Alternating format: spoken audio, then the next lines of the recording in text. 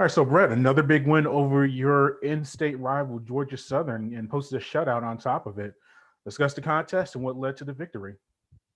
Yeah, no, obviously pleased with the win. I didn't think it was our sharpest day, but we got a better version of Georgia Southern than the first time around, which is what we expected.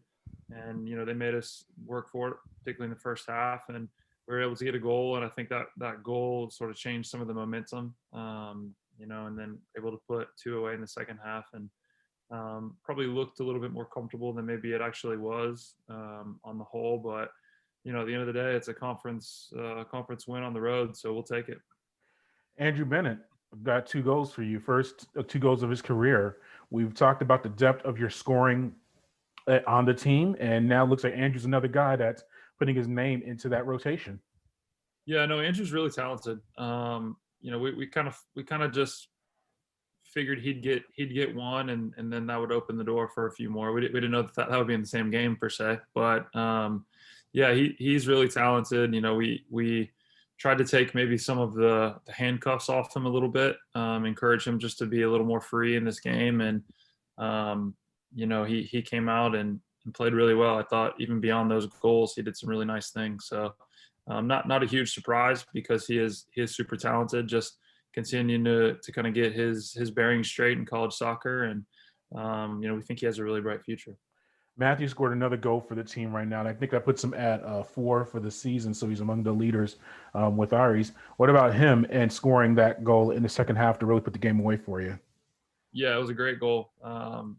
Nice little ball across from Benno, and just sliding volley. I mean, it kind of goals Matt scores. To be honest with you, it was a great finish, and yeah, like you said, I think that second goal really sort of turned the momentum in our direction, and from there we felt a little bit more comfortable. But yeah, it was a wonderful goal by Matt. Great strike. And Paul Tyson posted another shutout for the team. You look at the statistics nationally; you guys rank right up there with goals and shots attempted a contest. Yet you're still able to put together clean sheets. What is about the team's balance of being aggressive and obviously putting up a lot of goals and shot opportunities, but also not conceding goals? Because that's a very tough balance for a team to have. Yeah, I think we've bought into the disciplines on the defensive side of things, and defend as a unit. Everybody has a role in how we defend, and I think the guys have bought into that. In terms of the attacking side of things, we've been fortunate where we've had guys that have just been able to take their chances. We've got some talented attacking guys, and it's created a nice balance for us. But those attacking guys also know they have defensive responsibilities, and I think the fact that they've bought into that has been huge for our group as well too. And we kind of look at it where if you don't get scored on, you can't lose. So as simple as that is, I do think that's a mantra that we've bought into as a group, and maybe that's the source of some of these clean sheets. What are those defensive responsibilities? We know that defensemen tend on set pieces or if it's normal flow of play to have large responsibilities.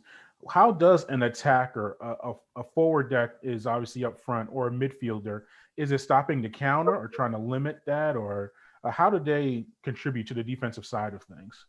Yeah, well, we kind of look at it to where if we're attacking the right way and get good numbers and proper spacing, then we hope to win the ball back pretty immediately, deeper in their defensive half and higher up in our attacking half. So if we can do that, it's just a little bit closer for us to go to goal. But even if we have to get behind the ball, it's just understanding your role and how that works with the greater scheme of things. But yeah, there's a few different sort of points to it, but at the end of the day, whichever one it is presented within the game, the guys have just bought into it. And I think when you see a little bit of success, then the things that you start talking about maybe stick a little bit more.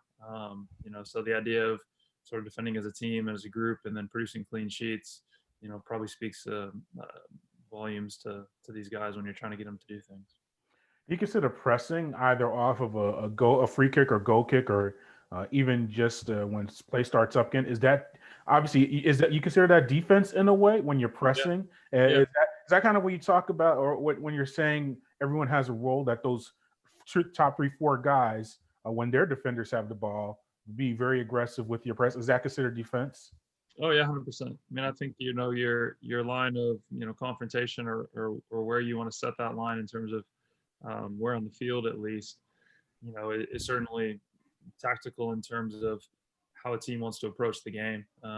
Big part of us, and that's kind of what I was referring to earlier, is if we have good numbers going forward and we do lose it, is to counter press and try and win the ball back immediately. And if we can't do that, we look to get behind the ball, so we'll be a little bit deeper and try to be a little bit more compact and tough to break down and pick our moments a little bit more. So yeah, it just varies based on the scenarios of the game and hopefully being able to recognize which one's which and then make the best decision from there. You had a very condensed schedule over the past 2-3 weeks, a fortnight or so. How's the team holding up? How did the team hold up through that? And what do you do now that you finally have some days off before your matchup on the 24th? Rest. We certainly that's definitely probably priority number one at the moment, is just trying to get some guys back healthy, trying to get some guys with heavy legs to where they're feeling in a little bit of a better place. Without having a midweek game, we really want to prioritize that.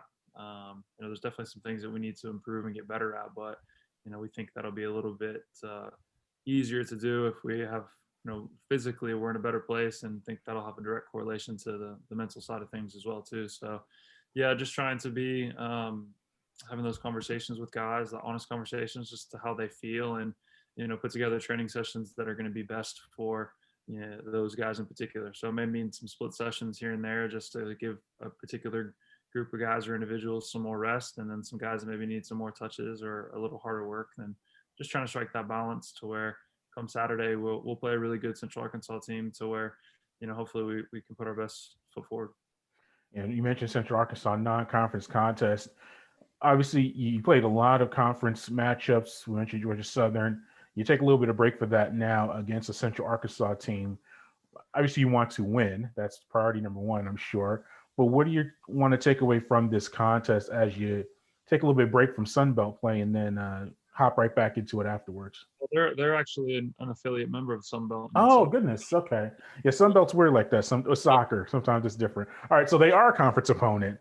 But still, what do you want to take? What do you have to do to get a victory and stay atop the conference standings? Yeah, it'll be a tough trip. They were the preseason favorite. They were the winner of the league last year, so they're a really good team. Their record's not really indicative of the type of team that they are. So we'll have to play really well. We'll hopefully get a good week of rest / training, and we'll need it because the trip is daunting and the team is good.